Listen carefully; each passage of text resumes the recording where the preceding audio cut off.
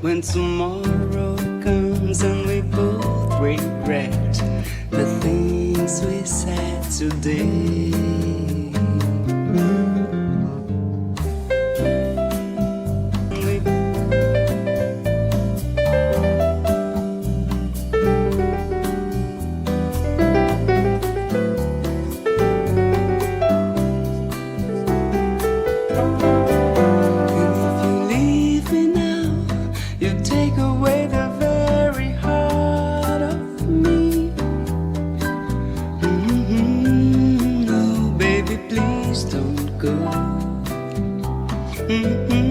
Girl, I just want you to stay.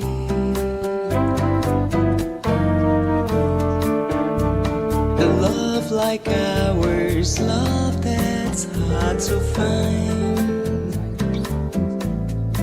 How could we let it slip away?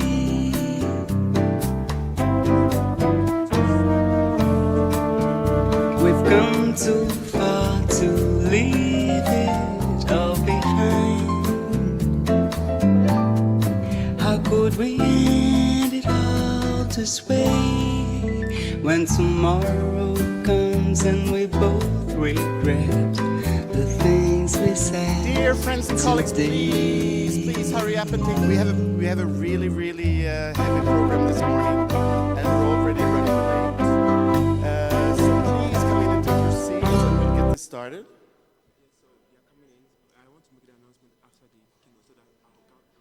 Okay, sure. Are people coming in? Dale is coming in. The big question is whether this morning's chair is coming in.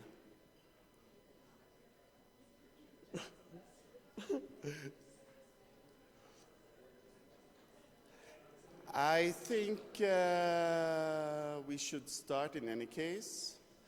Do we have someone at the door pushing people in so that we can get this started? I see people outside. That is an unfortunate thing. So I think we'll make this announcement twice. It's very important if you who have been in the EfD network for some time, if you fill in these two questions at the beginning of the Attendify app, because this will actually be used at 10:30 for the evaluators' discussions with some of our focus groups. So for those of you here, we'll repeat this again later, but it's very important that you please fill in those just two questions, because that will be the basis for the discussion. Having said that, still no Maria Alejandra, huh? Oh, in a few minutes, then we will, she will take over after that. So in that case, I'll just do this like a stand-up comedian. I must say that I'm extremely happy and proud to invite to the stage our first keynote for this morning, Kevin Urama. He's the Senior Director of the African Development Institute at the African Development Bank. He's a graduate from Cambridge, and if you read his CV, it goes on and on and on and on, and now he tries to cut me short. What I would like to say is that for me, he's the most profound thinker when it comes to green transition in Africa, and I've been very inspired by my interaction with him. So we don't have a stand. Do you have? So then you have to hold this. Do we have a mic stand? I hold this. That's better. Okay, it's that's better. Okay, that's fine. Thank you very much.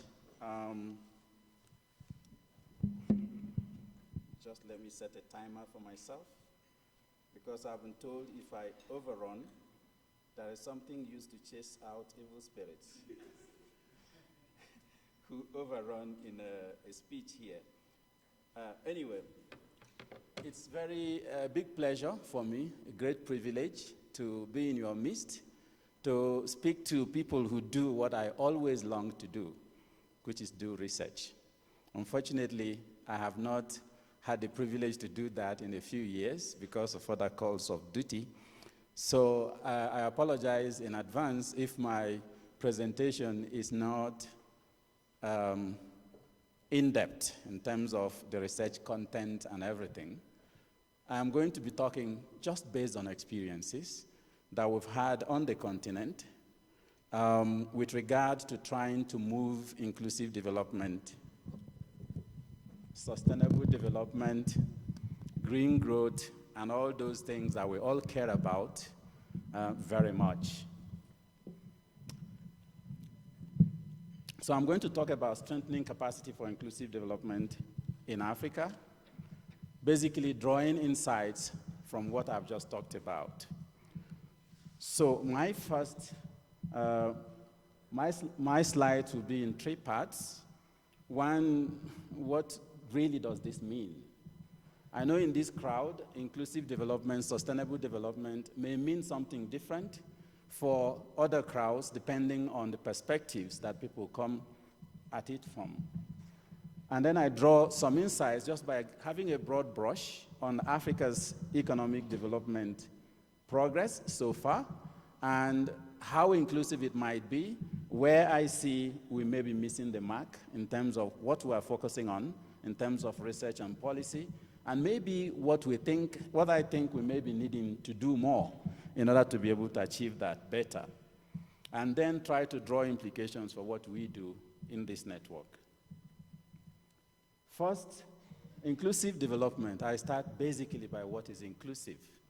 We talk about inclusiveness in terms of what is included in the development process. So it's about services, it's about items that we think are crucial for a development process. And from the onset, I have to say that those services and items that are crucial for development process vary depending on where you are in the ladder of development. Whether you are talking about environmental policy, economic growth policy, industrial policy, we know that income levels influences what kind of focus we need to place to it. Therefore, inclusive development, sustainable development may also mean different things depending on the different levels of economic growth and social inclusiveness, or even environmental extractive activities happening in an environment that we're focusing on.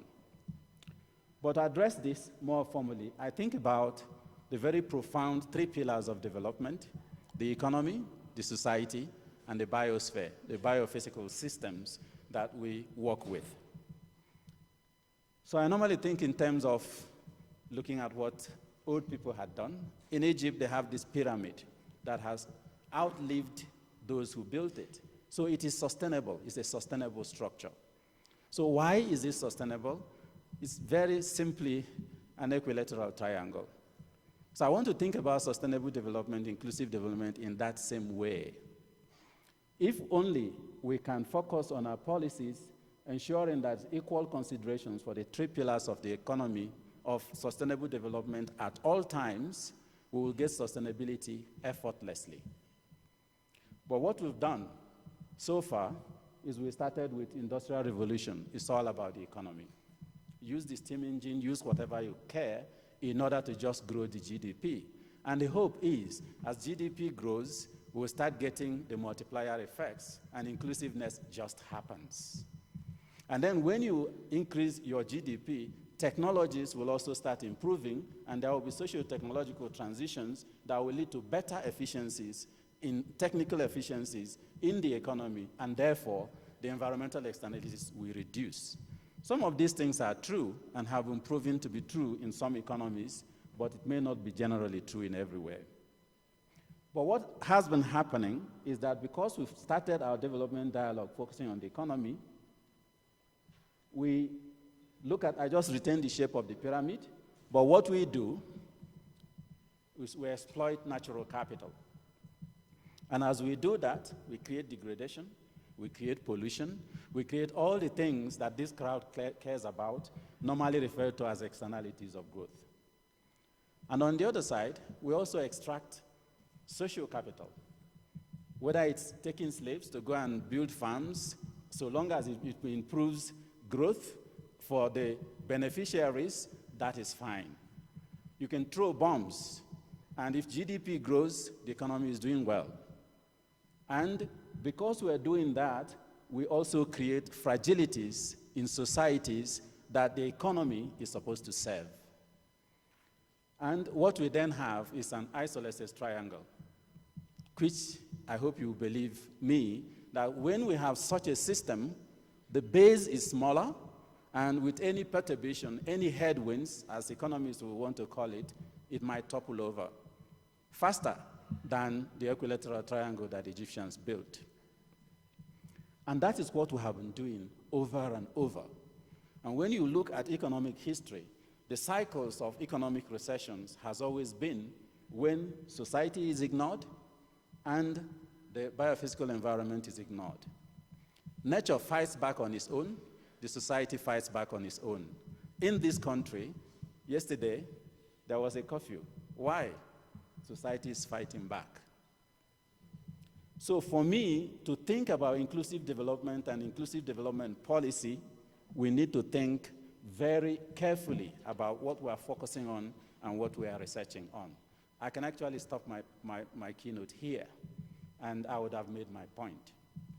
But I want to try to take an example from an economy I've studied all my life, the African economy. How inclusive has it been?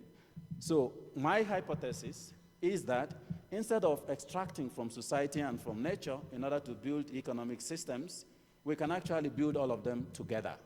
So increase the size of the pyramid instead of change the shape of the pyramid. Is it possible? I'm going to give some examples from the energy sector, which is a little bit more controversial. So here are some insights from Africa. The convenient truth. I'll rush through it because most of us know about this as economists. African economy has done well over the past few decades. So you hear Africa rising, GDP has remained above bar, Africa is growing better than most economies in the world, and compared to the rest of the economies in the world, Africa can be said to be doing well. We are doing well in the economic side of that triangle. But even at that, it is not spatially inclusive. Across the continent, we find that the growth process is quite diverse and quite dispersed by regions and by countries when you look at data in that way. Yet, we celebrate that 6 of the fastest growing economies in the world today are in Africa.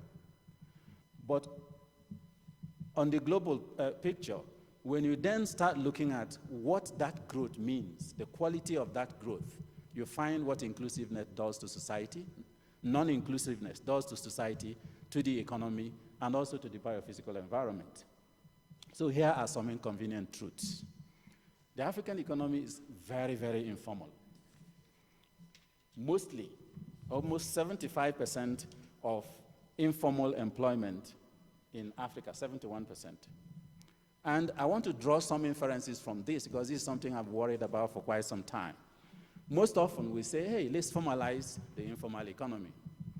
But what I'm now seeing in the global economy is that most parts of the global economy is now becoming more informal and more informal and more informal. Not by design, but by development of the technology that we see. The fourth industrial revolution now brings what we call the gig economy, which is very difficult for countries to tax, and so on and so forth. And we see the implications in the political economy in the US. We see the effects on every aspect of society, where today the social media and the gig economy makes it very, very difficult for macroeconomic policies as we know it to function as effectively. Let me give you some examples. We now have very large global supply chains. So it doesn't now matter where you grow your crops or produce your products, but and the local prices in specific national economies no longer defines how the supply and demand looks like. So national policymakers have no control over managing supply and demand in that way because we can simply export or import whatever we need. And with fast growth in technologies, this becomes a lot easier. I can sit in my bedroom and buy things from the United States in Nigeria. And that happens. Now, excess savings in the world now also means that the levers which central banks and finance ministers normally pulled in order to control the economy is becoming more and more inefficient. The United States, for example, we have lowest unemployment rates. What would you expect in economics? Some form of inflation. That's not happening. Why? So these questions continue to be the things that I think around. And rising protectionism and quantitative easing is now beginning to make it somehow trendy, actually not to play by the books, because you'll be bailed out. So prices and the macroeconomic factors we normally look at in economics are becoming weakened more and more. This is just a detour to say that that level of informality and non-inclusiveness I talked about in Africa is no longer exclusive to Africa. Now, in Africa, youth unemployment remains a problem. Remember, GDP is growing. Youth unemployment remains a problem. If you look at the graphs, we are not improving at all. Capacity for resource generation is also a problem. And what is very good for me here is that when you look at the top graph, the black line, you think, oh, we are doing better. But put it as a percentage of GDP, nothing is really changing. So what is going on here? We extract more natural capital in order to grow our economies, but we're not actually being more efficient in generating domestic resources. So nature is paying for the high GDP that we're seeing in Africa. And the effect, the externalities, is what we call degradation and all the things that we talk about in this crowd. If you then take it in total, structural transformation in Africa, I just went back three decades, the same. So the GDP growth we're seeing is not actually reflecting what is happening to the economies in Africa. Non-inclusiveness. By regions, it follows the same pattern. So what are the implications of this story that I'm trying to tell you for what we are doing here? First, let me look at population growth and demographic trends. A lot of Africans are being left behind in that economic growth process. And as growth is happening in GDP, growth is happening in number of people who should take part in that GDP. I won't recast all the statistics because we all know about it. Africa, one of the largest, is growing so fast, and more than half of the world will be in Africa very soon. And then Africa is one of the youngest population in the world. Up to 41% are under 15 years of age. And from everything we do, you see that this part of the African population, and again, if you do this by gender, you find the same kind of statistics, are being excluded from the economy. Yet GDP is growing. So we can choose to have a virtuous cycle where we increase capacities, skills, entrepreneurship, and so on, create jobs for youth, and then we'll have a prosperous society. Or we can have a vicious cycle where we continue to create densification in our cities, unemployment for youth, high urban and rural unemployment. That will lead to migration, fragilities, quarrels, all the kinds of things we see. And if I have to stretch it that far, even terrorism can arise from these things. And these very things that happen in society, that other part of the triangle, can easily wash away everything that you get by growing economies without focusing on the three angles of sustainability. In terms of health, agriculture remains the mainstay of the economy. Again, because structural transformation is not happening on the continent, and this agriculture is not agriculture that is beneficial, it's subsistence agriculture, what people normally call peasant agriculture. So again, a large population of the continent are being excluded. And what that is causing for the economy, for excluding societies in participating in the economy, is that we have massive importation of food in Africa. Our estimate is $35 billion spent on importing food to a continent that owns 65% of arable land in the world. And it can grow to $110 billion by 2030. Again, when the economy ignores society, the economy pays for it. Because people have to feed. Health burden, the same. on the continent, things are not as one would expect it to be. But look at basic disease like malaria, still killing millions on the continent. This is just to give you a snapshot of some sectors where lack of inclusiveness affects society and affects the economy in itself. Now, let's talk about environment and sustainability, which is what this group is about. And I have about 10 or 12 minutes to finish. Yesterday, we had a brilliant paper about energy and the implications for economic growth. We had heated discussions about whether there's heterogeneity effects and all those effects that we test as researchers. But the basic fact is, there is no gainsaying the fact that more access to energy means more opportunities for growth for economies. This is just a map showing that for the whole world. In Africa, we find the same pattern. However, Africa has very low access to electricity compared to the rest of the world, the blue line below here. And that low access to electricity is affecting all the three sectors of sustainable development that I've talked about. Businesses lose up to 5% of annual incomes in Tanzania because of irregularities in electricity supply. Rural villagers in the northern part of Nigeria pay 68% more for electricity, which they don't normally have, than somebody living in New York City. And because of lack of access to electricity, Africans use what I call toxic energy. We had a paper recently on charcoal and clean cooking stoves. And even when you're offering better options, adoption is not as high as you think of because of what affordability and so many other things that are around it. So that is affecting everything.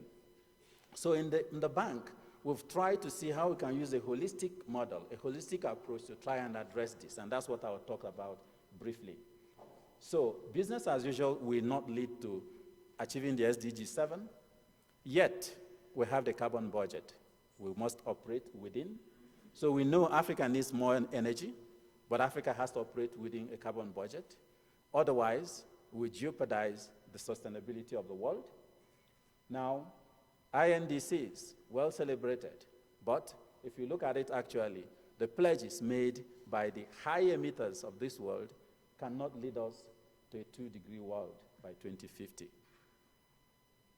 And if you look at I was just reading the papers when I was on my way, some of the high emitters are actually ramping up their coal-fired power plants in their fleet.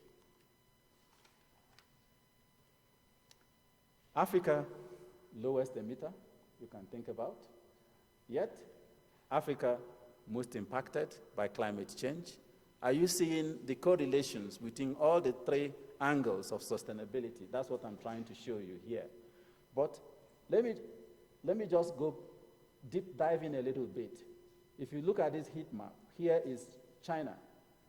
Over time, as its economy grew, so did CO2 emissions grow.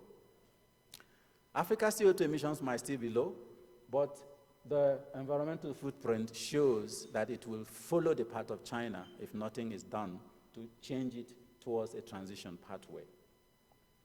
So we have a global sustainability problem.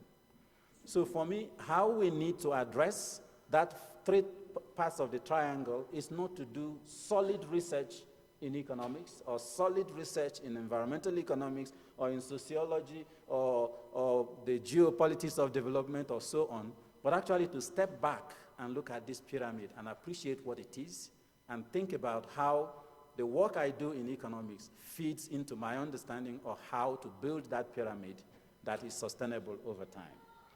And from every work I've done on the continent, it's about focusing on transitions instead of trade-offs. Yesterday we heard about sustainable development, whether it's a trade-off or whatever. I don't want to go back to that. So we need to focus on how we can make economies move from where it is to a desired future while addressing all the three parts of the triangle that I've talked about. This is what the New Deal on Energy for Africa tried to do. I'm not going to go into details because I'm running out of my time.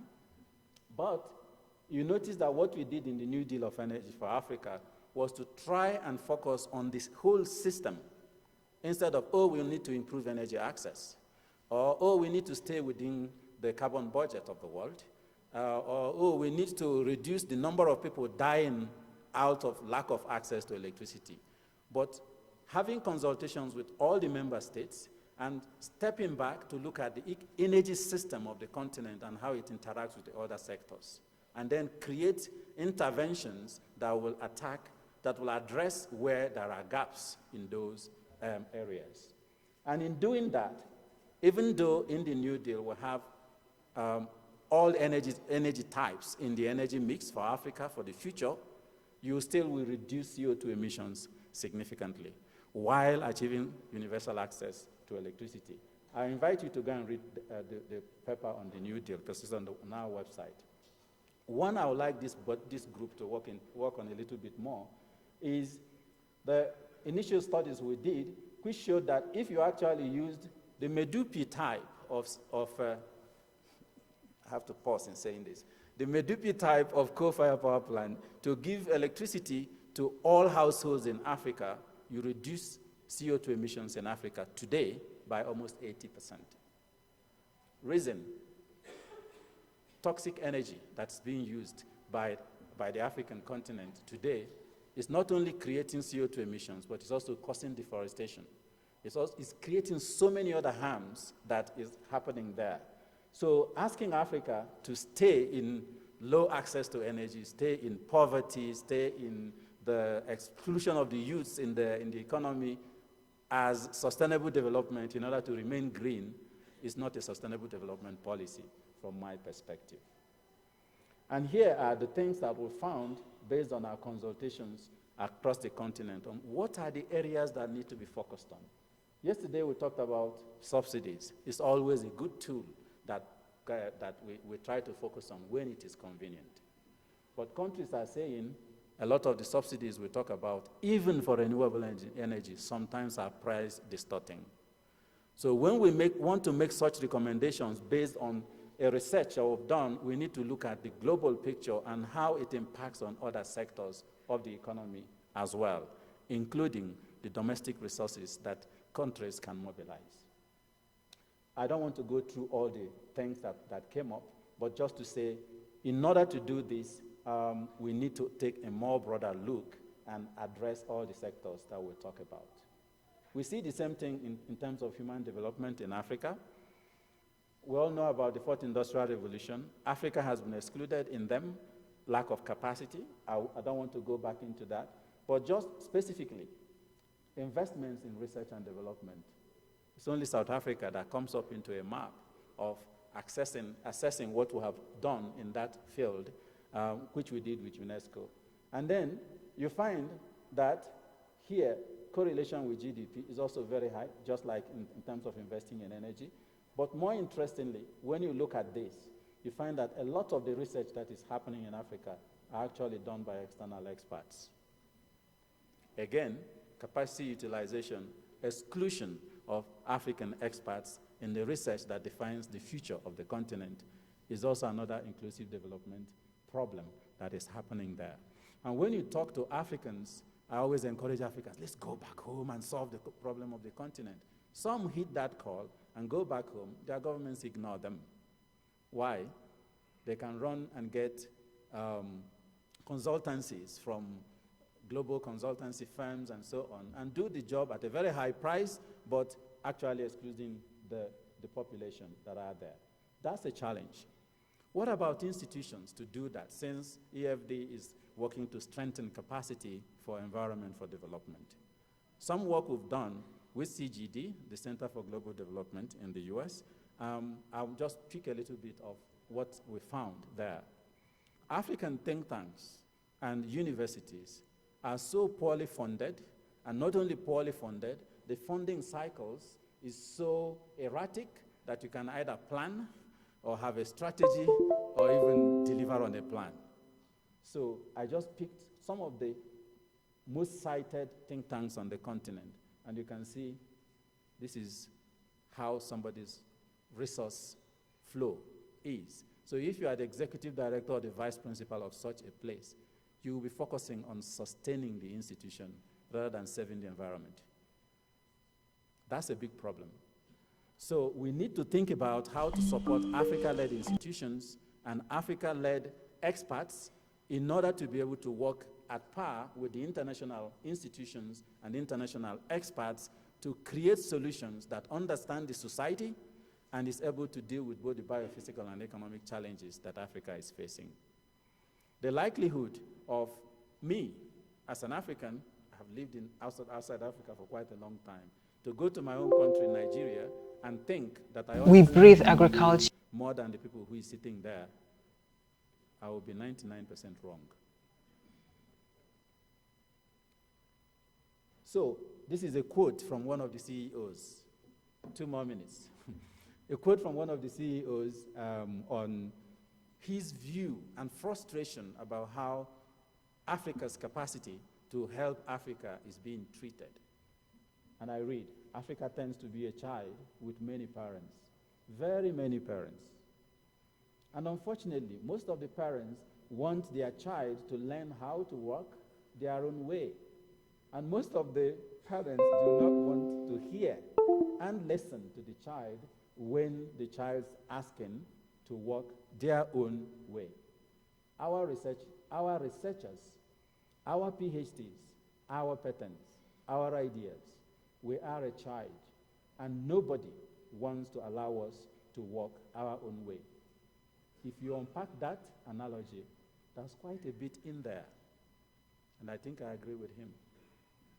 If you look at economic development around the world, no country has ever developed from outside. Africa will not be the first one. So with all the good intention we have to help Africa, we need to learn to help Africa through Africa. I've tried to look at the history of support to Africa's development, and I find that before the independence era, there was a lot of focus on building research capacity. There was a lot of focus on building land-grant universities, especially from the US and so on. And if you looked at how food security in Africa was that time, my own country had what we call the Granite Pyramid. It's just fiction for me now. It doesn't exist. But if I look at the amount of resources that is flowing into Nigeria for research and development, it is much, much more than it was in the 1960s. Why? The focus is on helping Africa feed itself instead of helping to feed Africa, instead of helping Africa learn how to feed itself.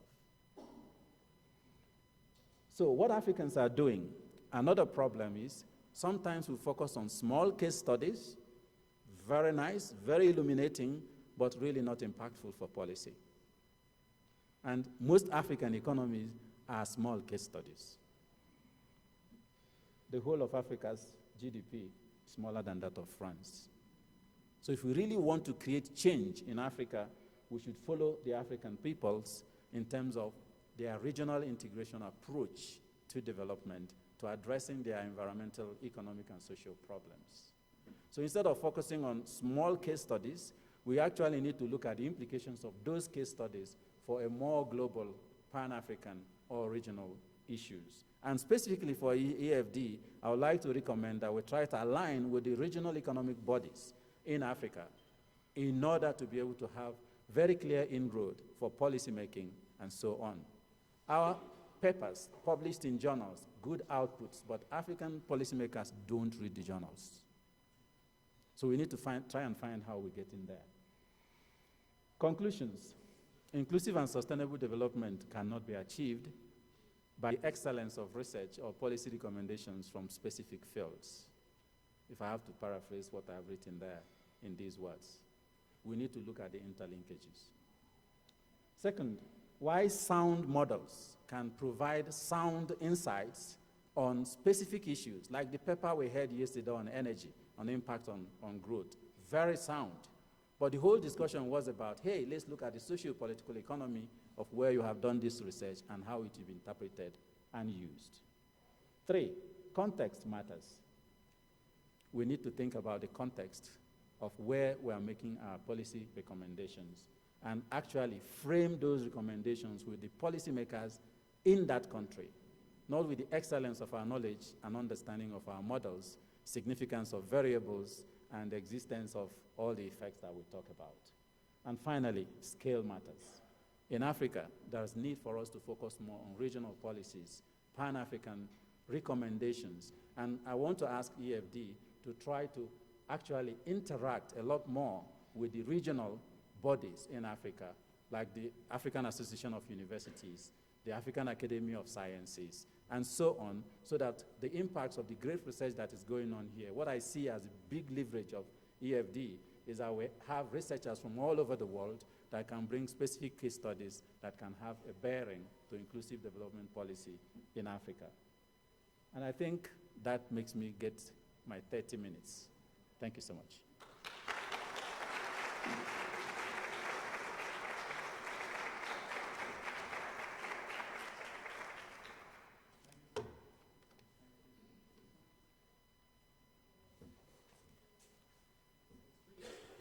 Now it's on. Thank you. Thank you, Kevin. This is so important, so challenging. I'm so happy that we are on your side in developing the local capacity. I must admit that I had not at all thought about the regional economic bodies, so that's a real challenge for us. We have a few minutes for questions, so what do we have here? I would have thought it would be an African first, but no, that was an Indian first.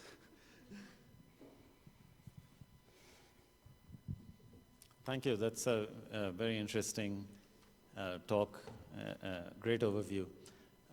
I wanted to ask you to make comparisons to South Asia more explicit. By the way, my name is Somanathan, and I'm from the Indian Statistical Institute.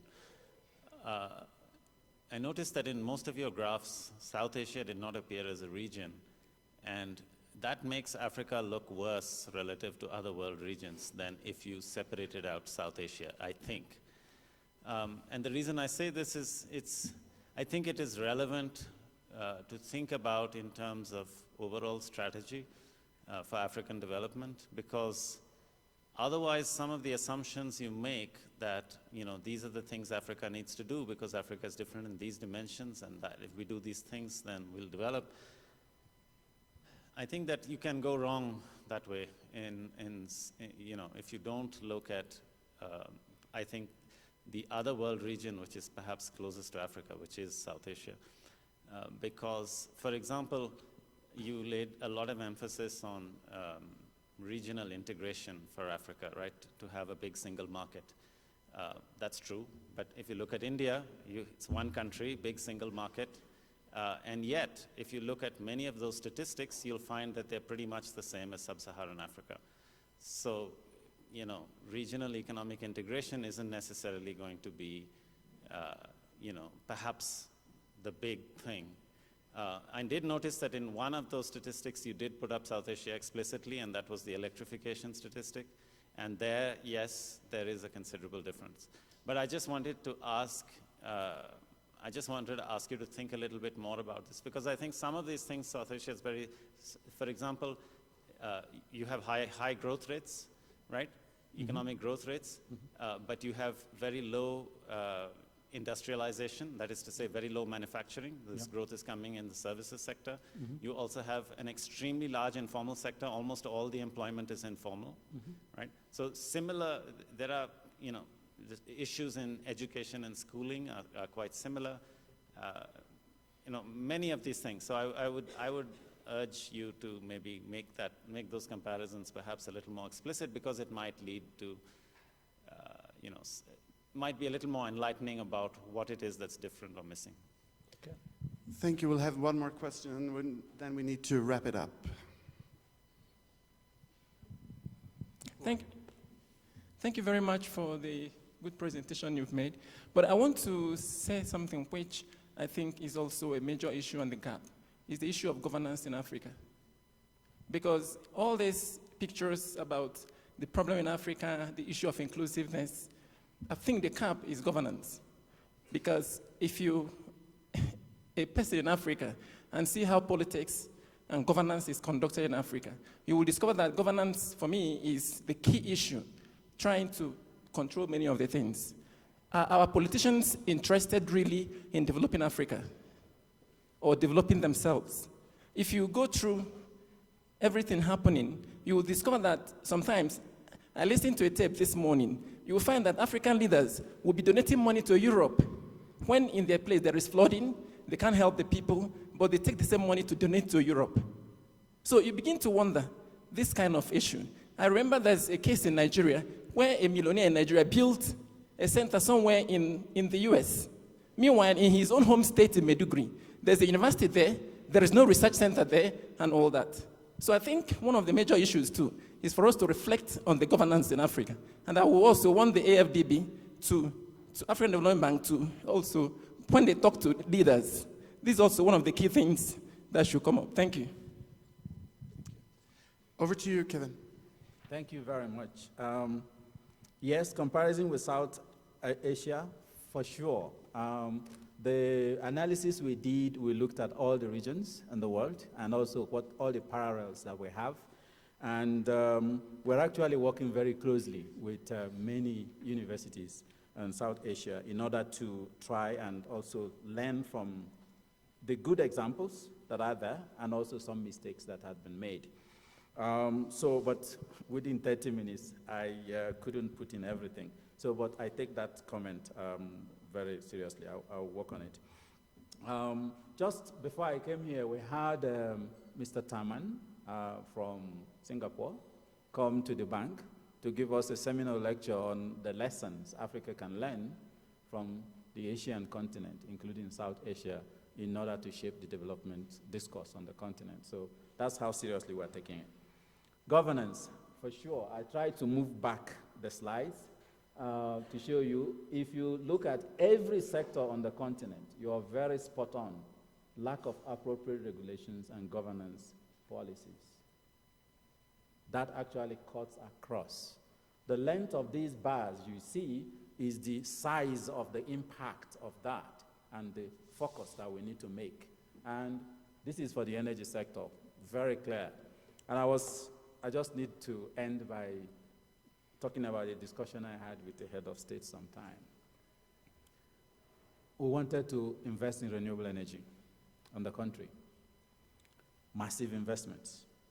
And then the guy says, the president says, this is good, but I actually want you to help me to invest in the utility company. Why? He says, the utility company is like a cash cow. It is completely insolvent. Non-revenue energy is so high because they don't have the skills, the capacity, and know-how on how to simply collect energy rates. So if you install all these, your renewables, and the non-revenue energy continues at the rate it is, we will still have lack of electricity in the continent, in the country. So, very insightful. Our focus was, hey, massive electricity investments. Another one in the Sahel region of the country, massive solar energy potentials. But then we try to approach it through the climate change angle. So we were talking about climate change and so on. And this head of state said, hey, excuse me, please. You're talking about climate change? I said, yes. He says, climate change is not about CO2. I don't know what CO2 means, but I know my people are dying. The cattle is dying because Lake Chad is receding.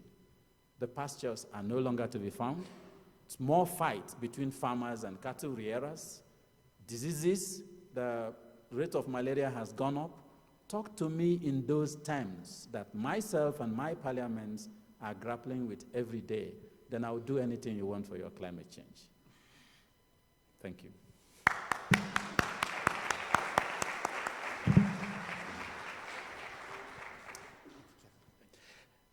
Thank you, Kevin. Now we're going to push over to a video. We have a collaboration through the International Association of Universities with BBC. And it just happens that we wanted to show it today because Beele Tibisigwa, our senior research fellow in the SFRD program in Tanzania, we're supposed to have a keynote today, but she couldn't get her passport. But this morning, we got the film from BBC. So now we'll share this, and then we'll turn to the second keynote. So please enjoy.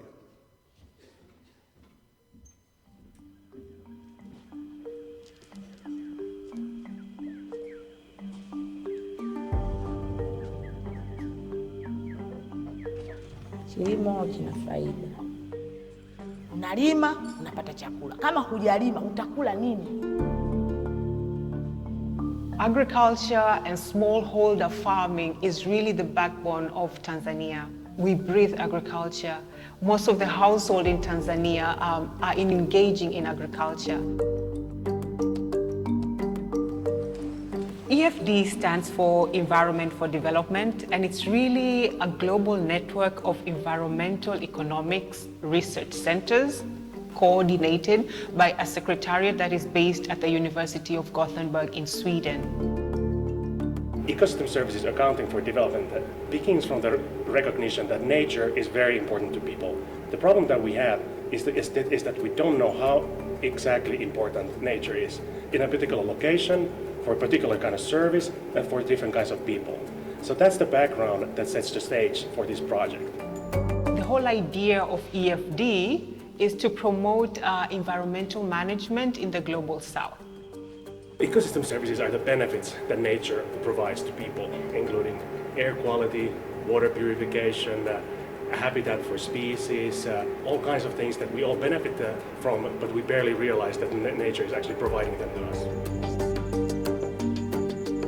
Farmers in Tanzania are very reliant on the natural resources, for example, rainfall, wild pollination. Smallholder farmers are facing some threats, and this threat is from the change in the natural environment. And one being the reduction in forest or rather deforestation.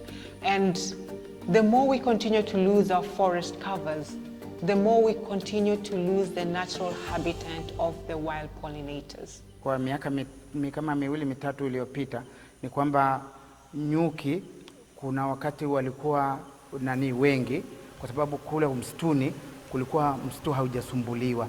Kwa hiyo walikuwa nyuki wako wengi. Alafu vile vyanzo vya maji vilivyokuwepo nyuki walikuwa pia wanaenda zile sehemu. Lakini sasa hivi nyuki pia wanahama kwa kufuata vyanzo vya maji. Wild pollination have a positive impact on crop productivity among smallholder farmers. The crop farms that are close to the natural habitat to forests, our study shows that they benefit more or they produce higher yield than those crop farms that are not adjacent to forest. This is mainly because of the ecosystem services that are available in the forest. Nyuki huwa wanasaidia katika kuchavusha pollination katika mazao mbalimbali wakati inapotoa maua. Kwa hiyo kunapokuwa na uchavushaji mzuri na pia mazao yanakuwa mazuri.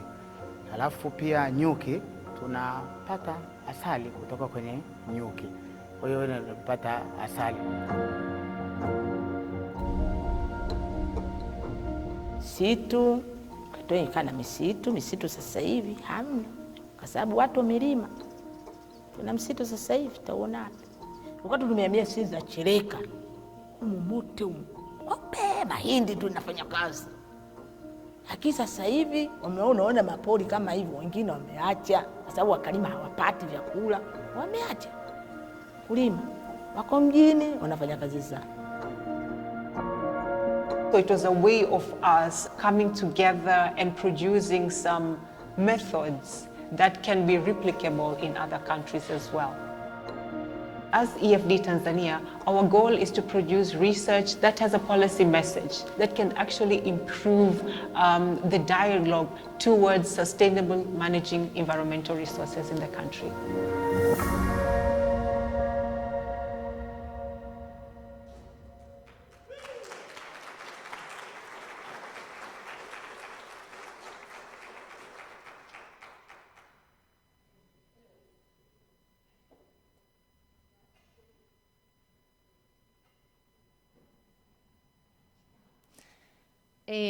Hello, for those of you who doesn't know me, my name is Maria Alejandra Vélez. I'm a professor at the School of Economics at Los Andes University and part of EfD Colombia. So again, welcome to Bogota, or I might say welcome to the Marriott, given that we are sort of trapped here. But I just wanted to let you know that things are apparently back to normal. We will let you know, but hopefully you can see something. The street of Bogota. But we will let you know, so don't go out right now yet. After this, I want to go back home so I can change. If you notice, I have the same as before, yesterday. Anyway, things are getting okay, so don't worry. I want to introduce our next keynote speaker. It's really a pleasure to introduce Professor Taylor Ricketts. Taylor, it's really someone who works in the intersection of sustainability and development. He has published extensively about how to meet the needs of people and the nature. And he is the Gund Professor, we practice the pronunciation, the Gund Professor and Director of the Gund Institute of Environment of the University of Vermont. So thank you, Taylor, for coming to Bogota, and welcome.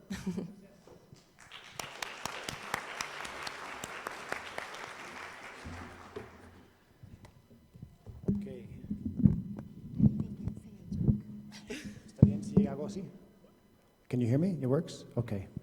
Buenos dias. Good morning. I am just thrilled to be here, and I'm going to make myself on time, just like Kevin did.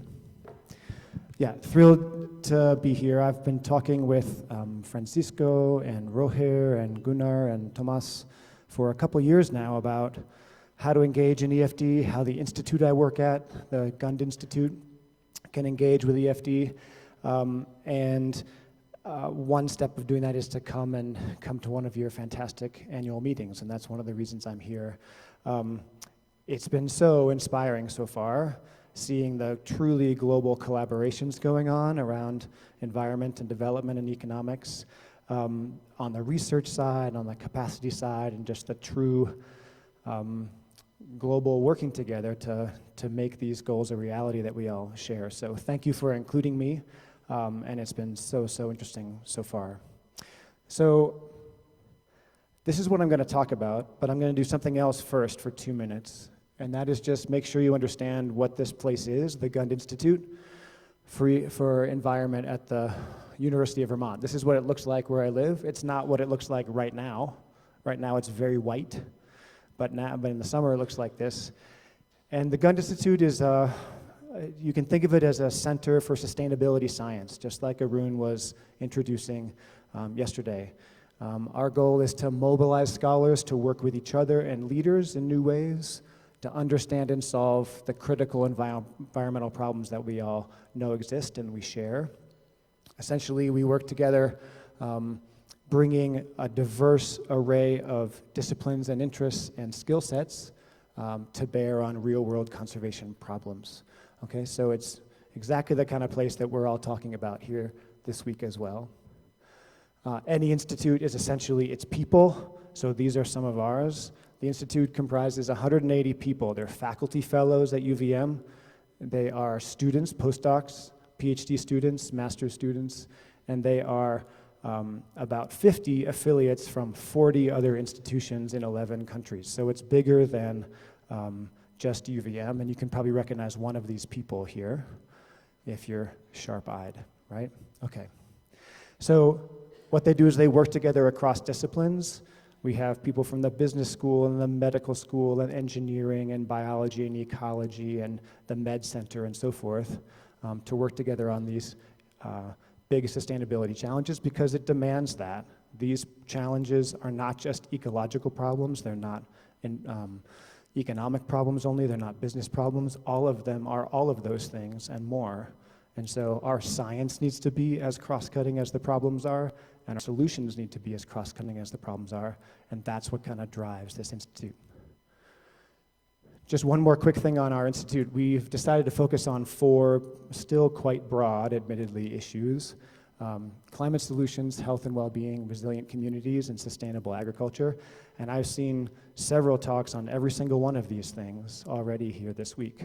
So just another way of saying at the mission level and even at the strategic level, the thinking between our institute and EFD is really close. That's what makes it so exciting for me to be here.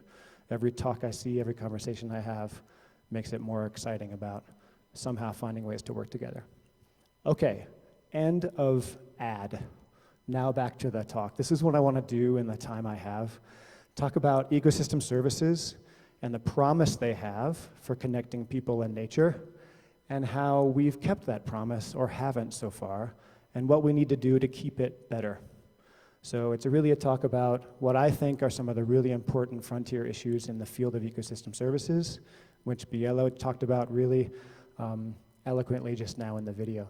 So I'm going to talk about that promise in general, give you two examples, one about forests and pollination, which is just a perfect follow-up on Bielo's video, and then one on forest and children's health, and then a couple final thoughts, try to be smart at the end.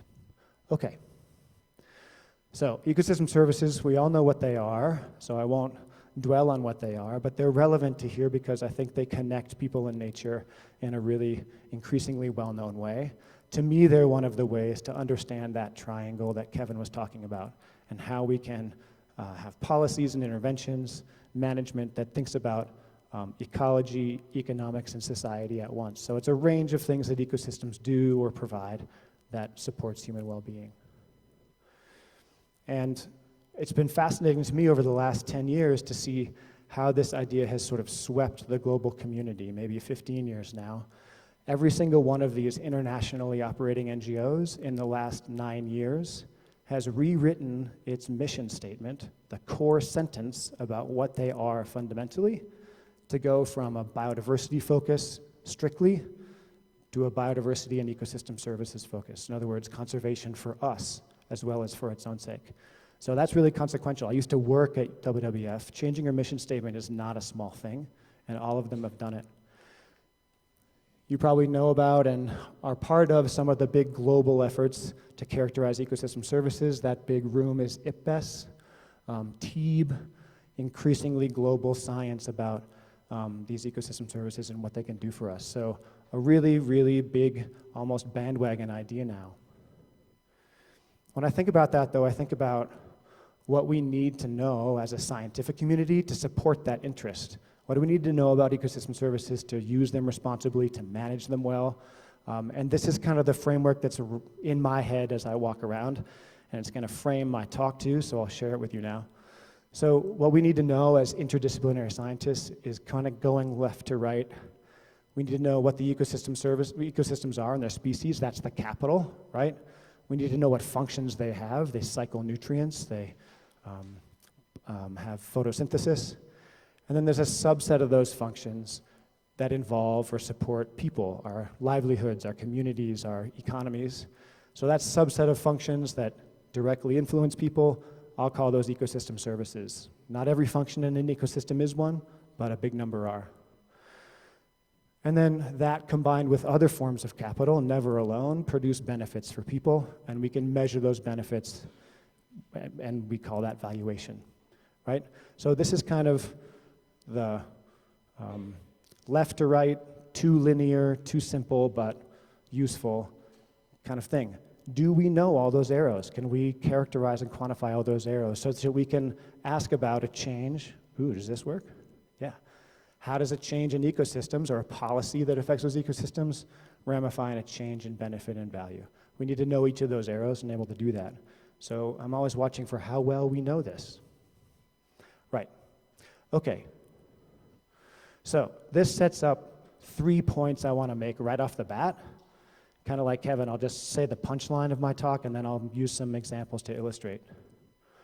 Point number 1 is this requires that we blend natural and social sciences, right? This left side is sort of dominated but not exclusively by ecologists like me. What are the ecosystems? What do they do? How do they, which subset of those things can we call ecosystem services? And then there's kind of a handshake here. We're working a lot together, natural and social scientists, but then the expertise of social scientists is over here. And I'm sure you all know the literature, or many of you do well enough to know that a lot of ecologists kind of live over here and never venture to the right, and the opposite is true of a lot of economists and natural and social scientists. By the way, I gotta say that I've already seen lots of examples of you giving talks that do this whole thing. So I just wanna say EFD is full of people that are not falling into this trap, but it's generally something we need to get better at. That's point 1. Point 2 is the field in general, I feel, needs to do a much better job of disaggregating the beneficiaries. Who are these people benefiting from ecosystem services specifically? Where are they? What are their socioeconomics differently? What are their differences in vulnerability? Here's just one example of it spatially. Ecosystem services don't flow to everybody equally. Some people are just close enough or downwind enough to benefit from them. Ecosystem services can just benefit around the point of production. This is like pollination. Anything involving water, beneficiaries are typically downhill, not elsewhere, right? And things like mangroves or coral reefs protect just the coast that's inland of them, right? So this is just the spatial way in which not everybody benefits from all ecosystem services, and yet most valuation studies still just kind of aggregate everybody and come up with a value. And that's a problem because it's a form of, I mean, you guys know this stuff, right? Economists talk about distribution effects and equity issues and things, but there are ecological drivers of distribution effects too, not just economic, because ecosystems just arrive at some people and not others. Okay, so here's just to prove my point. I was part of a big literature review that took a random sample of the 1,000 recent papers in ecosystem services, and I'm not going to explain this graph much, other to say though that only 6% of those 1,000 papers actually did a good job of disaggregating beneficiary groups. Everybody else did sort of a aggregated benefit estimate, right? This is a paper led by Lisa Mandel in the Natural Capital Project. Point 3, and I know people here do this, but we need to broaden our measures of value. Valuation, obviously, you guys know, is not just monetary, but the more that I work in ecosystem services, the more I work with leaders of various countries around the world, the more I realize that other benefits are just as, if not more important and policy relevant than monetary valuation. So it's things like health, nutrition, just recreational opportunities, food security, protection from storms, that kind of thing. These are all ways in which we can just do that last box, the valuation, in ways that often are more relevant to policy than financial valuation or monetary valuation. Here's this same literature review, just to make that same point. Again, there's Lisa again. And we found that only about 20% of those 1,000 papers that did evaluation, some don't even do any, but only about 20 did it in anything other than monetary terms. So of this sample of 1,000 papers, it's still relatively rare, and I think needs to be less so. Okay, so back to this framework, and just very crudely drawing on these 3 points onto it. So here's gap 1, getting all the way from left to right, doing this full interdisciplinary thing. Gap 2 is understanding exactly who beneficiaries are. And gap 3 is broadening how we calculate and estimate and publish value. Okay, so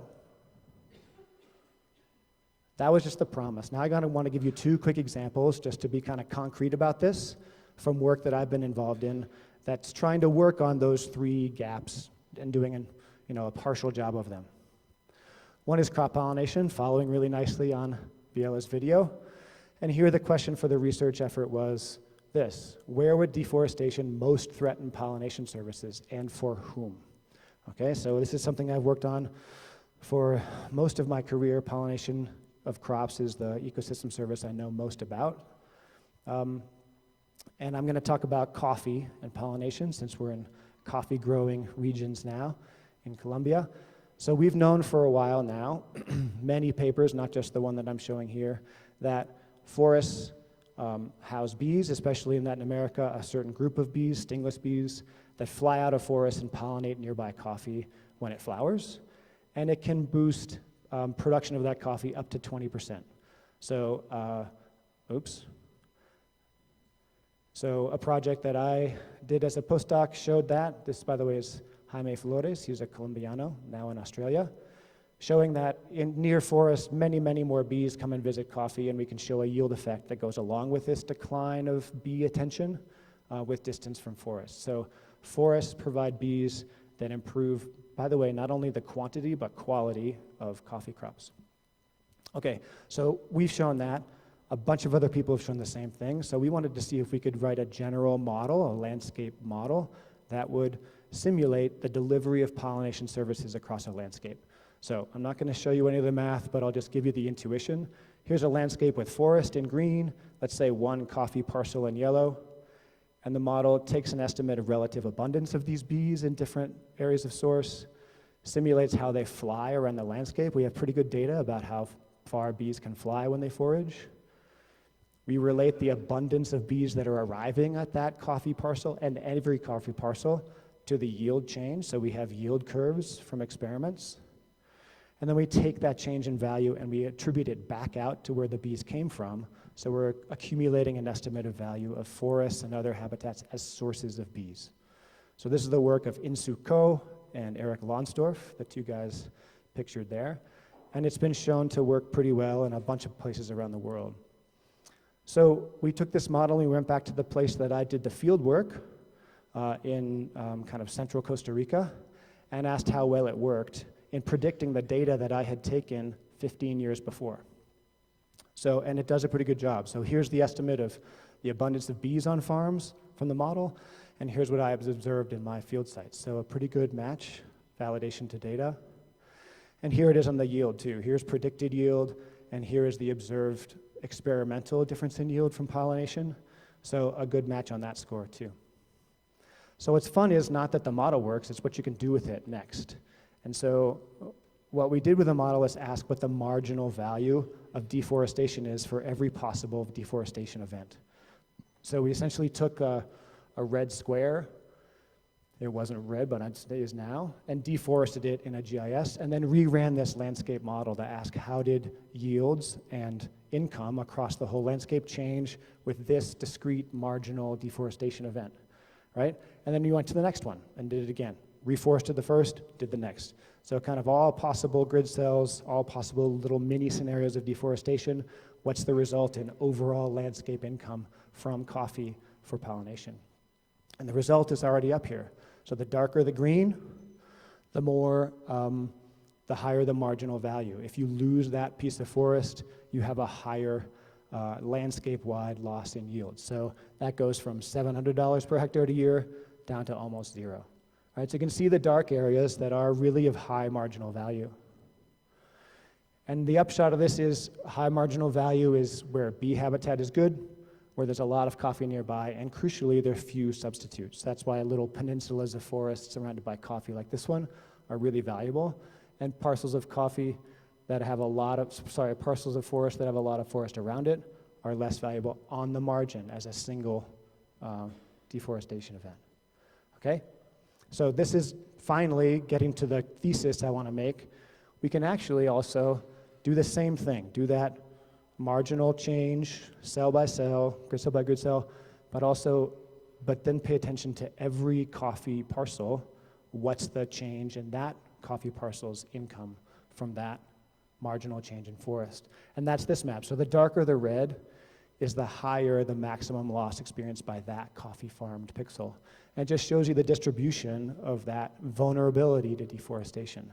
Not all coffee farmers are as equally vulnerable as other ones to deforestation. It's the farmers operating in the dark red zones that have the most to lose from deforestation at the margin, right? So this gets at the point that a landscape-wide sum of impact is not as useful for policy, especially equitable policy, as understanding the distribution effects among beneficiaries. So high risk, near forest, and few substitutes as well. Okay, so the take-homes of this are 3, I think. One is the value of ecosystem services depends on supply and beneficiaries, right? It's kind of an self-evident thing.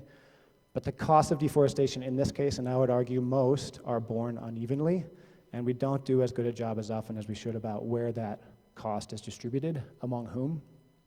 But doing so, mapping those beneficiaries can help target conservation efforts to be more efficient, but also to be more equitable. Okay, so that's one example. Going on to the next one now. Much broader and on a different topic of forest and children's health. So the research question here was, how does watershed condition affect downstream diarrheal disease among children? So forest is the natural capital again, but this time not about crops and production and pollination, but about water quality and diarrheal disease. So I learned as part of this project that diarrhea is the second leading killer of kids on Earth. It's more than malaria and measles and HIV and AIDS combined. So it's a really, really big burden of disease, source of burden of disease, especially to children all over the world. And it's got obvious links to the environment and ecology and ecosystem services. So there's a lot of work done on this within countries or watersheds or certain landscapes. We wanted to try to complement that with a big data approach across many countries at once. And we did that because we got a grant from the US National Science Foundation to put together all the DHS data that had been collected by USAID, the US Development Agency. So they have a survey instrument, Demographic and Health Surveys, DHS, that has coverage around the world over about 30 years, but had rarely been put together in a clean, analyzable, pooled data set, and that was our pitch. And in the end, we wound up with, this is almost 1 million now, but almost 1 million children in 49 countries. And if you guys are familiar with DHS, you know we know a lot about those kids now. We know about their health outcomes: stunting, diarrhea, anemia, sometimes malaria, diet diversity. I've seen several talks on those topics already. We know a lot about their social factors, the wealth of their household, the education of their mother, and other things. We know about sanitation factors, which will be crucial for our question today. Water source, what type of toilet they have, so forth. And we combine that with natural features using just global GIS data.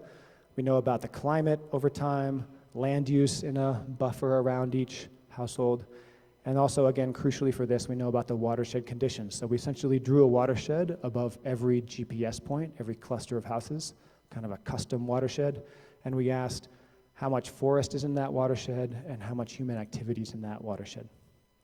Okay, so we're going to use this in a sort of big, I think economists call this cross-section data. It's not panel data, to try to see whether we find a signal of watershed condition, natural capital, on health outcomes.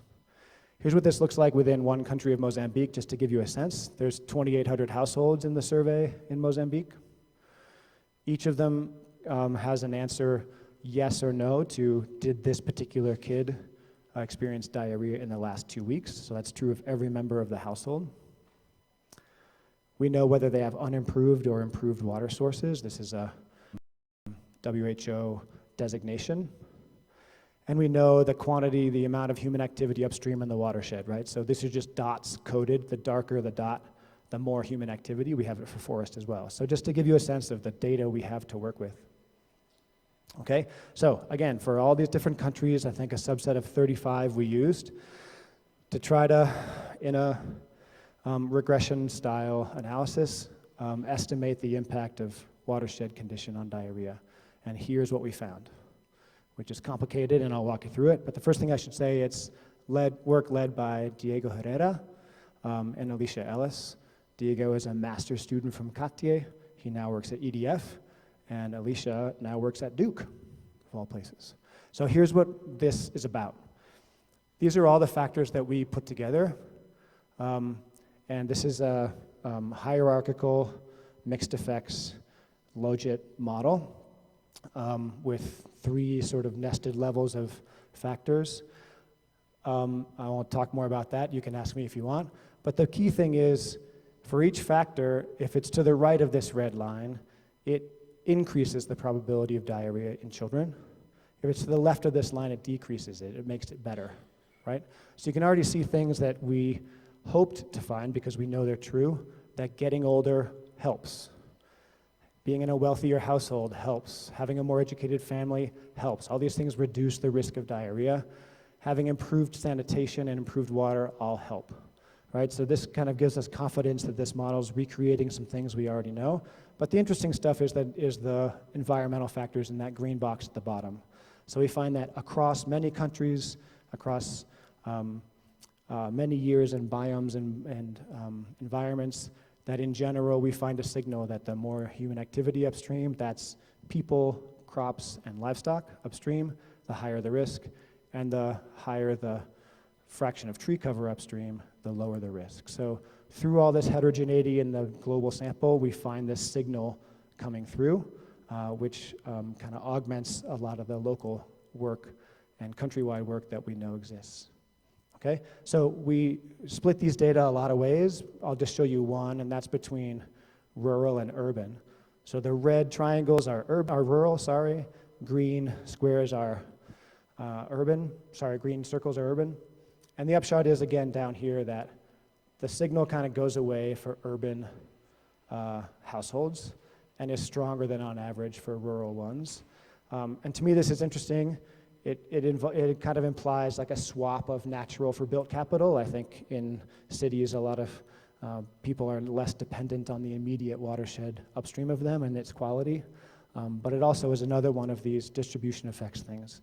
The reliance on nature for human health is stronger among some populations than others, rural ones in particular, in this case. Okay, so we can do some really simple kind of policy experiments with this model now that it's characterized, and I'll just show you one here among rural households. We can ask if we implement a policy that fixes or improves many of these factors we know are important, how much change do we get in diarrhea?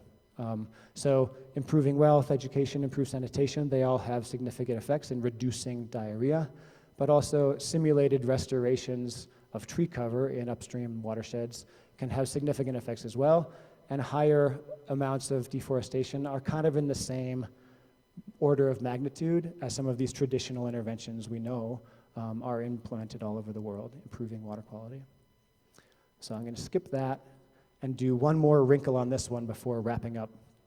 So as a follow-on to that study, we did a lot of work with USAID with these data. They're really interested in what we're finding, as you might imagine, and they've funded us to keep working on it. One of the things they really wanted to know was, can environmental degradation undermine some of the traditional interventions that they've poured billions into over years, particularly WASH. So WASH is improving water, sanitation, and hygiene. It's the most common intervention for diarrhea. The Gates Foundation and USAID have poured an enormous amount of investment into this. And they were wondering whether deforestation can actually reduce the effectiveness of this big main investment of theirs. So they asked us to see if we could use our data to do that, and this very clever Malagasy guy named Renivo Rasolofsson did that. So I'm just going to show you one quick result from him. This is the essentially the effectiveness of piped versus non-piped water, so improving your water source. He did a matched design among households to estimate that effectiveness, and he did that across a gradient of upstream forests density in the watersheds above each house. So what it shows you is that at very low, water treated, so very low forest cover, so very low natural capital upstream, don't see a significant effect of the intervention, the WASH intervention. At medium amounts of deforestation, there is an effect, and as watersheds get more and more pristine or less and less deforested, the effect goes away again. So it's at moderate levels of deforestation that this effect is most seen. The story you can tell from these data is that when watersheds are really, really in bad shape, even WASH interventions have less effect. The water arriving is either silty or already polluted, and at really nicely forested watersheds, perhaps there's not a lot of marginal change from a household level intervention. But at this middle zone, they can have big impacts. So this is exactly the question they asked us, and what we found, I think, was a really interesting one. Again, these interventions aren't equally effective for everyone, and forest cover can actually interact with some of these technological or infrastructure interventions that we do a lot in households. Okay, so here's the take-homes for this last one, and then I'll wrap up. So we find pretty simply that nearby forests can help reduce childhood disease, in this case, diarrhea. There's higher benefit for more vulnerable communities, so that's another kind of distributional effect. In this case, I think a progressive one. We know this for rural versus urban kids, but we've also shown it for access to capital like roads and markets, and also for poverty. So all of these benefits of forests across several papers we've written tend to accrue more for more vulnerable populations. Really interestingly, I think forests moderate the household interventions that we're used to making. And I just want to say that this database took us 2.5 years to put together. The proposal said we'd do it in 6 months, and it took whatever that is, 5 times that long.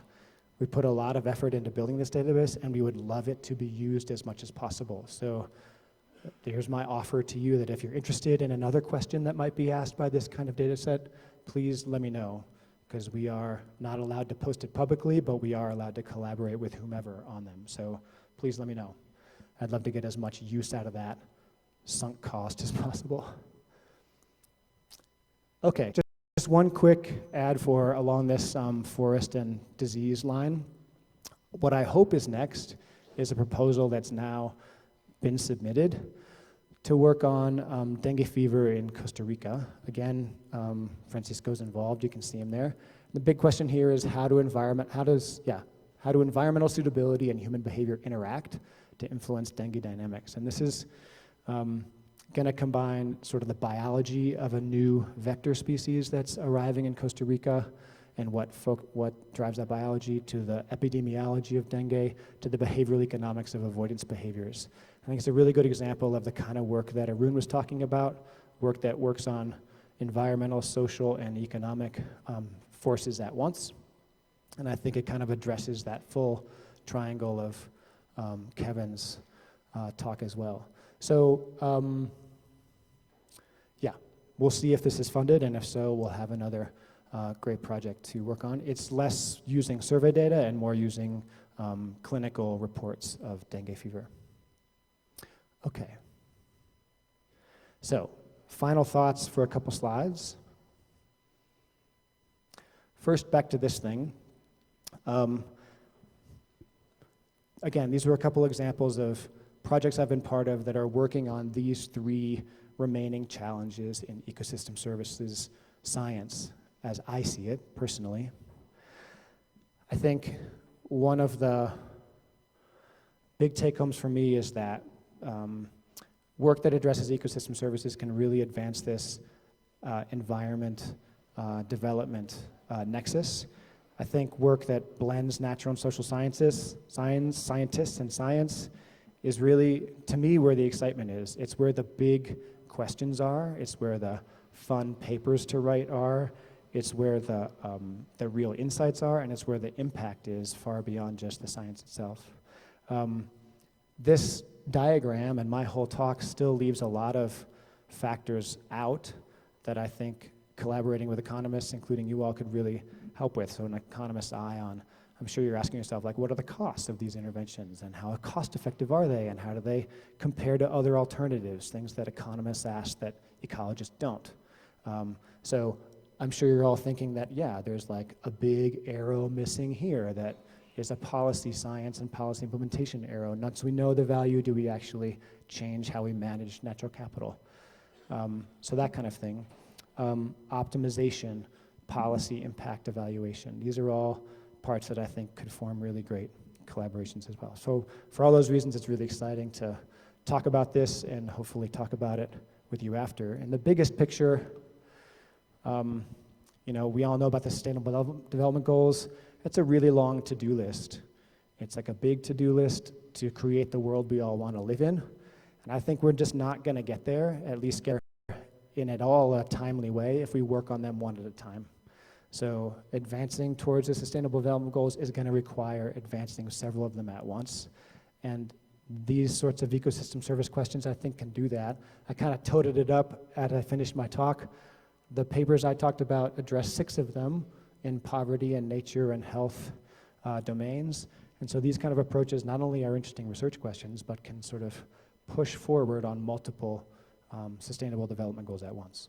So with that, I just want to thank these collaborators and these funders, and I really want to thank you for giving me the chance to join you this week and for your attention just now. Thanks.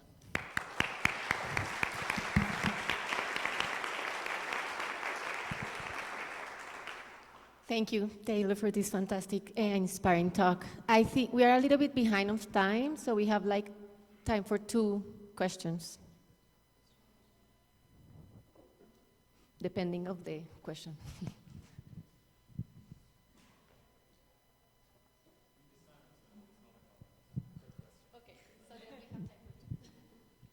Thanks, that was really interesting.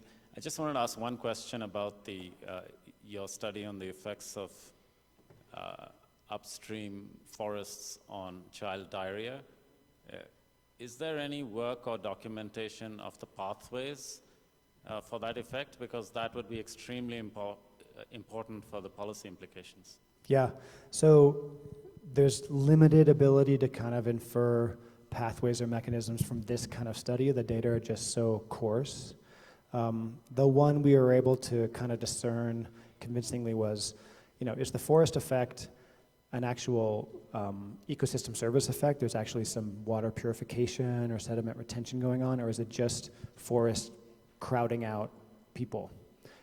That one I can answer.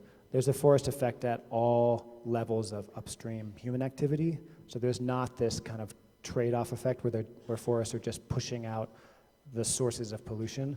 Also, just in our data set, which I didn't expect, there is just zero correlation between the share of watersheds that are forested and the share that are in these classes of human land use. So, but that's just one of them. There are many others, and in this study, no, we got to rely on some of the more careful local, statewide, or watershed-wide ones.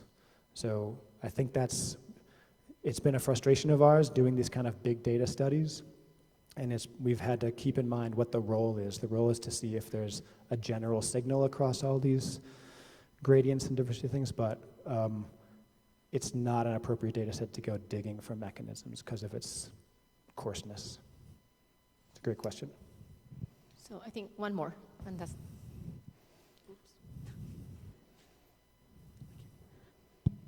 I'm Sahan Disanak. I'm from Portland State University, also affiliated with EfD for a few years. I have a 2-part question, I guess. First is, in your diagram, I think one of the things that's also very important is the production functions from the ecological point of view. And somebody who's tried to do a lot of work in this area, I feel like that's one of the things we keep running into, right? Because you can think about changes, and then how do those changes in the landscape lead to some kind of ecosystem service? That's lacking. So it's very nice to see the pollination. So if you could comment a little bit on that. The other thing is to push back on what you said about values being monetary. I think one of the reasons that happens a lot is at the end, we do want to try to think about policy implications and a way to aggregate these, right? So using monetary values helps in that aggregation process. And I think a lot of the economists who do this work know that you need to acknowledge all possible values, but at the same time, trying to find monetary ways to express them helps in that aggregation. Yeah, those are both great points and really well taken. So I'll just take them quickly in turn. Ecological production functions, I totally agree. I feel like those left 3 boxes and the 2 arrows that link them, that's where those things live. And I've been involved in countless ecological production function papers. So yes, that's what I kind of mean by that side of the graph. I guess I didn't use that phrase. And I might even say that the right side is more of a kind of utility function now that you have the ecosystem service. So that's another way of saying natural versus social, or we crudely, I'm not even going to say it because you're not going to like what I say, but ecologists use economics words loosely. So yes, on the production functions, and I think the most powerful ones are the ones that link both the production and utility functions, so that you really can just turn the dial on the natural capital and watch or predict changes to human well-being. Right, on the monetary valuation, I totally get what you mean. I would love to ask Kevin that, and Will, as soon as this is over, what sorts of units of benefit and value are most powerful. I'll say that I've worked with this group called the Natural Capital Project for a long time. We literally have this kind of toolkit for valuing ecosystem services, and someone can do the utility functions as well, like get to money or stop with biophysical estimates of value. And we know every time someone uses the model, we know it because it sends us a message, and we know whether they've clicked the box that goes to the economic part, and most of them don't. And that just really, well, when I was an ecologist, I was like, oh, if I can express what I do in money, I'm in. And that kind of computery, but also lots of conversations with people we've worked with, it's been less of interest than I thought. So to me, that's an open question. I'd love to just hear from a lot of the people here about whether what I said is true. Okay, I'm afraid we have to close here, but we can keep interacting the next 2 days. Thank you very much.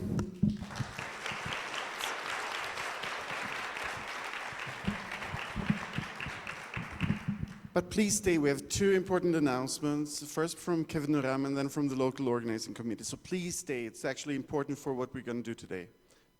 And in the spring. Okay, thank you very much. First, I'd like to again express my appreciation for the chance to learn from you. I've learned a lot in the past 2 days. Unfortunately, I would have to leave tonight because I'm being recalled for some other things. So I just want to make an announcement about, because I made a recommendation about EFD trying to engage at the Pan-African and regional levels, and I like to be part of solutions. So we have from the African Development Bank and the African Union and African Capacity Building Foundation, we're hosting a global conference and a policy colloquium at the African Union Heads of States meeting that's happening in February. 10th to 13th of February, and there we are focusing, I've managed to get them to focus on strengthening capacity for inclusive development in Africa. So this is just to throw out an invitation. If you happen to be available around that period, please do let me know so that we can send you an invitation, because the more of the kinds of voices we have here being shared into the ears of the high-level policymakers, the more we can have influence going forward. And there was something pushed forward to me, said you would ask me about what types of values that policymakers care about so much. I have worked quite a lot on monetary evaluation, but actually the truth is very reductionist. It reduces the value of nature to something that is a very small subset of nature. We've done some analysis when I was in the UK as well on what actually are the drivers of economic behavior in markets. Monetary values is very small in terms of impacting economic behavior in markets. It is more about the ethics of behavior, perceived behavior control in terms of how my neighbors think I should behave. So I buy a BMW because people think I need to buy a BMW, not because BMW has better value for me. And then again, norms of behavior, which again goes back to like environmental stewardship is at the center of environmental management in Africa. And my concern as an economist is that we're trying to reduce nature to money, we're actually replacing the things that is helping nature to be sustained. But that's not to say that monetary value is not needed. That's needed for policy making, cost-benefit analysis, and so on.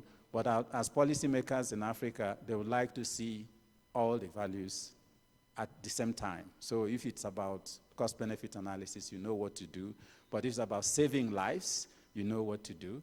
And if it's about saving the forest, which for us in Africa, sometimes forests are gods. You don't need to cut the trees, not because you want to make money, but because this is where life comes from. So these are the things that we need to think about in more general terms. But for me, it's more about collaboration. Economists work with ecologists and work with sociologists, political economists, and so on, so that we can have a more global perspective and give policymakers an array of options to choose from. Thank you. Thank you so much, Kevin. And I really, really wish you would be here for Olof Jonsson Stenman's keynote tomorrow. This is actually a major strand of our work here. So unfortunate. Now, very, very, very important announcement. Okay, this is a very important announcement. You have seen the situation in Bogota that has been complicated in the recent days. So today the curfew has been lifted, but We don't know what is going to happen today. There's some students are calling for a strike, especially during the afternoon. So after around 5 p.m., we are thinking maybe to have some kind of strikes or demonstrations. We don't know. So we would like to move in advance. We had planned a dinner tonight outside, but the option is the following. There are two options. One option that is our local is suggesting to you, and the local committee and the EFD Secretariat would like to give you the chance to vote right now using Attendify. So you are receiving now in real time a question to say yes or no to the following question. Our question is, we are moving the lunch here to the lunch, to the dinner tonight. What I mean is that the dinner that is going to happen tonight is going to be the lunch. So the plan should be the following: to leave the lobby, to be in the lobby at 12:30. So we are taking the buses at the latest at 12:45. We are going to arrive at the restaurant at 13:30. So we are staying in the restaurant during the lunch there 2 hours. So we are coming back here at the hotel at 16:30. So again, the question is, we are moving the dinner that we were planning to have tonight to the lunch.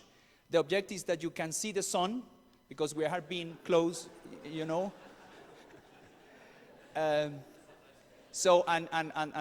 We hope that the weather today is going to be nice. So this is the situation. So the lunch that we were planning to have today is going to be the dinner. So the dinner is planning to be at 8:30, especially to 8:30 or 9 p.m. this night. So the question that you are going to answer is, do you agree to move the dinner to the lunch and the lunch to the dinner? But this has some implications not only to the presenters in session 5. So please, presenters in session 5 are the most affected, because we will be outside of the hotel during that time. So the suggestion is that this session 5 should be moved between 6 p.m. to 8 p.m. So after we come back, yes? So this is the question now. If you answer to this option 1, the option 2 is just to have the lunch here and the dinner here, as yesterday. And this has also extra cost for us, because we have to cancel. We have to assume the cost of cancellation during the restaurant tonight. So please answer right now using Attendify. And some of you don't have Attendify, please. One of my local members are here, please. My local members, Vanina, Ana Maria, please. If some of you don't have Attendify, please raise your hands right now to say yes to the questions. Those who don't have Attendify and say yes, we move the lunch to the dinner, please raise your hands right now, and we count. Please, my team, please, is counting.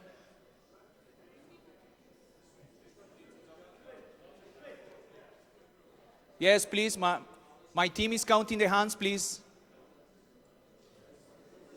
Please, Ana Maria. Ana Maria, please. And Vanina, please, could you count the hands, please? Again, please, stand. Raise your hands right now. The question is, please. The question is in Attendify, and the question is here for those who don't have Attendify. If you have Attendify, please answer directly. But if you don't have Attendify, please raise your hands. Do you agree to move the lunch to the dinner and the dinner to the lunch? It means that we are moving at the lunch outside of the hotel. Please raise your hands saying yes. Manuela, can you count the numbers of? Okay. Okay, thank you very much. Attendify is saying 88% say yes. 92 right now. So please, the last announcement. We should be ready in the lobby at 12:30. Please, 12:30. If we delay leaving the hotel, we delay the whole program. So please, 12:30 p.m. in the lobby. Thank you very much. Perfect. Well done.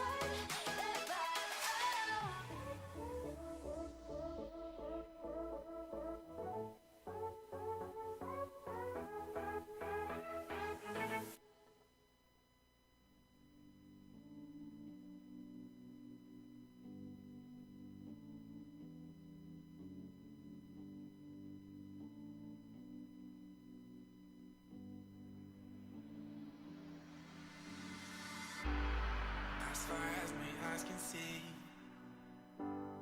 There is a future for you and me. It feels like I'm in a dream. I'm feeling so good with you right here. Looking at the ocean, I see the sparkles reflect on your skin. Reminds me of moonlight. I'm feeling so good with you right here. Take me to paradise.